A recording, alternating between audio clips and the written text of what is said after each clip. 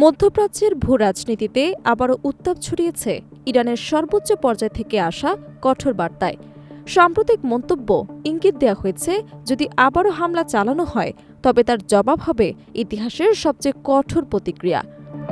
এই অবস্থানকে ঘিরে নতুন করে প্রশ্ন উঠছে, ইরান কি সত্যি এমন সামরিক সক্ষমতা অর্জন করেছে যা দিয়ে যুক্তরাষ্ট্রকে সরাসরি চ্যালেঞ্জ জানানো সম্ভব?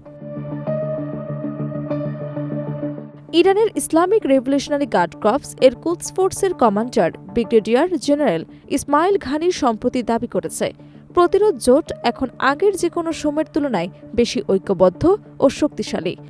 এই জোটে ইরানের পাশাপাশি লেবাননের হিজবুল্লাহ, ইয়েমেনের হুতি এবং ইরাক ও সিরিয়ার বিভিন্ন সশস্ত্র গোষ্ঠীকে অন্তর্ভুক্ত করা হয়।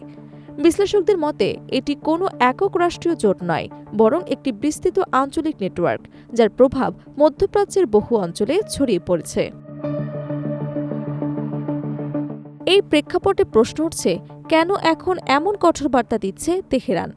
সামরিক বিশ্লেষকদের ধারণা, এটি মূলত যুক্তরাষ্ট্র এবং তার মিত্রদের উদ্দেশ্যে ইরানের একটি কৌশলগত বার্তা। সরাসরি যুদ্ধের পথে না গিয়ে তারা তৈরি করছে বহুমাত্রিক চাপ, যার মধ্যে রয়েছে ক্ষেপণাস্ত্রের সক্ষমতা, ড্রোন প্রযুক্তি, সাইবার আক্রমণ এবং আঞ্চলিক সহযোগী শক্তির ব্যবহার। ইরানের সামরিক সক্ষমতা নিয়ে বিভিন্ন প্রতিবেদনে বলা হচ্ছে, দেশটির কাছে এখন মধ্যপ্রাচ্যের অন্যতম বৃহৎ দূরপাল্লার ক্ষেপণাস্ত্র ভান্ডার রয়েছে। এর পাশাপাশি উন্নত ড্রোন প্রযুক্তি উল্লেখযোগ্যভাবে বৃদ্ধি পেয়েছে, যা আগের ইউক্রেন যুদ্ধসহ বিভিন্ন সংঘাতে কার্যকারিতা দেখিয়েছে।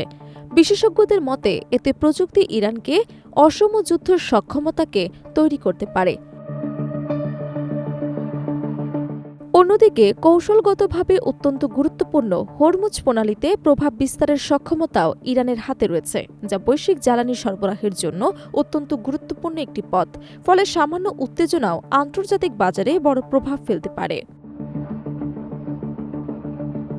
যুক্তরাষ্ট্রের জন্য পরিস্থিতি আরও জটিল হয়ে উঠছে, কারণ একাধিক ফ্রন্টের সম্ভাব্য উত্তেজনা, মিত্র দেশগুলো নিরাপত্তা নিশ্চিত করা এবং জ্বালানি সরবরাহ স্থিতিশীল রাখা সব মিলিয়ে একটি বড় চ্যালেঞ্জ তৈরি হতে পারে।